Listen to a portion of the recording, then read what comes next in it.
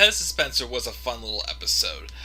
The main story behind the Pez Dispenser was George was dating a concert pianist named Noel that he just felt like he was never able to get any power on. He didn't have the upper hand. He needed a hand. He needed some sort of hand, as he said. You're going to need a hand, definitely. Well, probably getting a little, dirty reference there. That's the problem he had, was the fact that he just never felt like an upper hand. So he invited Jerry and Elaine, the two extra tickets he had, to come see her piano recital, showing that, I have some good friends, maybe that'll give him some advantage, give him the upper hand, give him more of like the man wearing the pants in the relationship, basically, as he just felt he didn't have.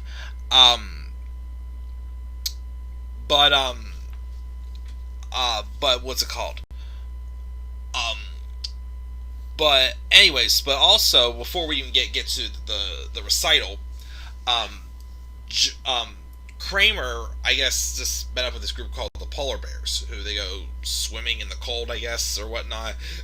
He was also raving about the smell of beach, and this is the first episode where he goes to, I think, a Calvin Klein executive, and he pitches the idea of a cologne that smells like the beach, which basically, at the end of the episode, he says, he's got someone that's interested in it, so he's working on it. So it gradually happens over time about Kramer trying to get that cologne that smells like the beach. Kind of like how, he'll also be doing the coffee table book about coffee tables, and all of his other strange little ideas he has. But also, he was at the flea market, and he found a Pez dispenser. He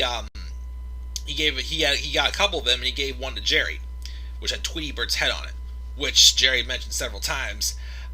It was hard to try to restock the Pez dispenser.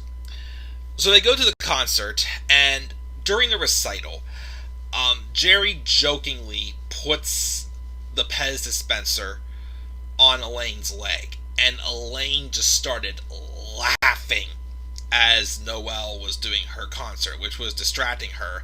And the Seinfeld music artist, Jonathan Wolff, was saying how he had to obviously, do the sound effects of the piano, and which I think it was to the tune of a Beethoven song, I think it was.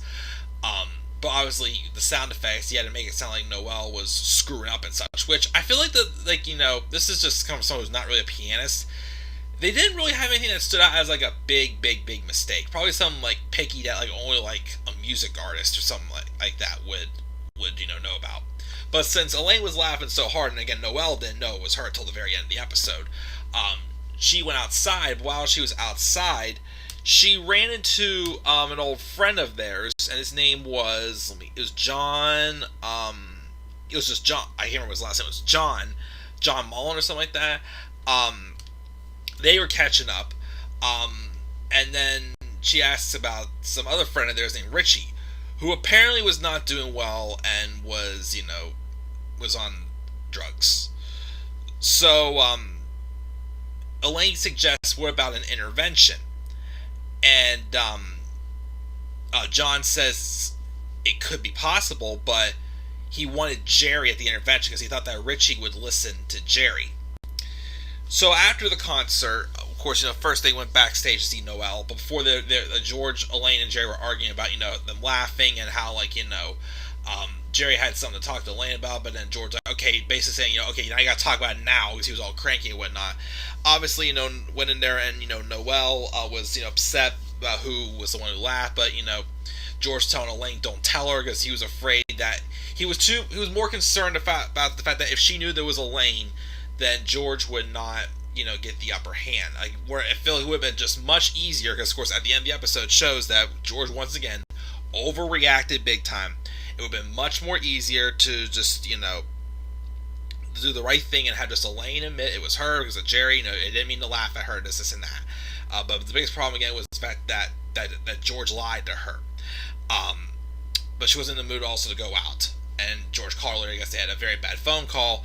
George immediately is assuming that she's gonna break up with him, And George is having, and especially also because he got demoted from dinner to lunch. He said because she didn't feel like doing a dinner, but she had to ask him about lunch. George took that as a demotion, like, oh man, she definitely wants to break up. Maybe she wants to take me to lunch. Lunch is not a good sign. So then Kramer says, why don't you do a preemptive breakup? You break up with her first. So, and then Kramer, Jerry also had lunch with Elaine. Well, took Elaine out to Monk's after the concert in the end. And she talked about what John had told her about Richie. And the story was basically, years ago, they think that it all started from whenever they were all playing a softball league, and Kramer told Richie to dump a thing of Gatorade onto the back of their coach, Marty Benson, just like football players do and whatnot. Well, apparently, the coach suffered pneumonia and he died like a few days later, and they all think it was because of the Gatorade. And apparently, that was based off a true story. Let me see, I saw it here. Let me find it. Oh, it was actually a true story. It's based on the reference to the death of Hall of Fame football coach George Allen, who died 44 days after being doused with a Gatorade shower. Also, so people think that that's, of course, what really got to Richie. Which it did in some ways, but there's also something else that kind of happened in his life previously that kind of, obviously, helped him get through it at the end. So George goes out to lunch with Noelle, and he says, I am breaking up with you.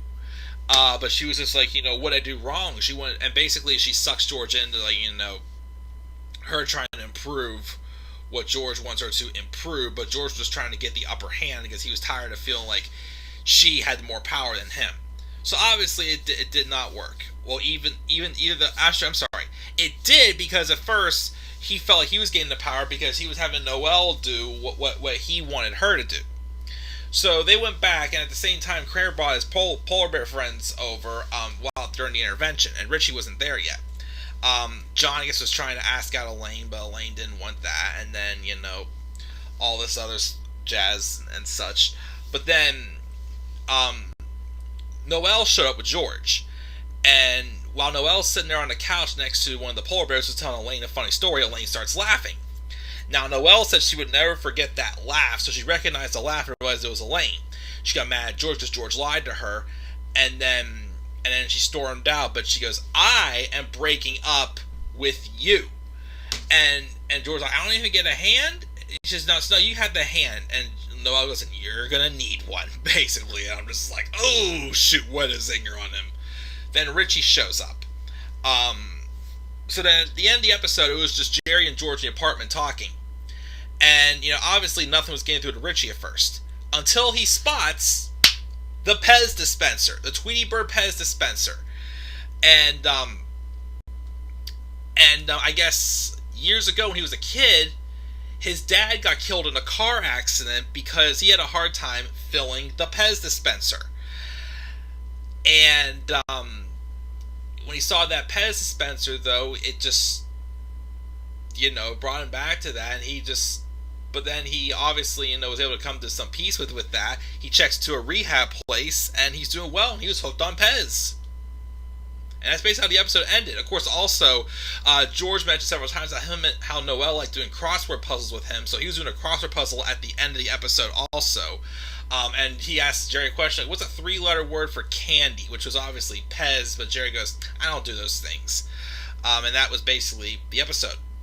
Not much really to say about it. Like I said, it was a solid episode. I mean, of course, the thing with the Pez dispenser was funny. But, of course, also, according to Jason Alexander, though, a couple weeks after that episode, like, Pez was, like, just back on top. Like, because of that episode, like, stock for Pez and everything just skyrocketed. Everybody wanted a Pez dispenser. They even made Pez dispensers with the Seinfeld characters' heads on it. So, yeah, Pez. Can't go wrong. But, yep, that's the Pez dispenser episode. The next two reviews we do are going to be split into 2 parts, because the next episode is a 2-part episode. It's one of Jerry's personal favorites. It's one of my personal favorites. Has some very good things, and there's a lot to talk about in that episode. So like I said, now we split, of course, into 2 parts. There's a 2-part episode. and I look forward to talking about it. So guys, that's my thoughts on the Pez Dispenser. What are your thoughts on the Pez Dispenser? Leave your thoughts down in the comment section below. Be sure as always to slap a like on the video, subscribe for more content to my channel, and follow me on Twitter at DemandAir93. Just don't try to outdo me with my videos, because I, on this channel, have the upper hand. I have the hand. I'm really going to need it. I had to go there, but okay. I'll be back up here in a short bit to also review The Boyfriend, Parts 1 and 2. Which episode is that? Find out next. Till then, guys, I'm the Club with Demand93. I'll see you all then. Peace out, everybody. Yeah, no, I will survive. There's no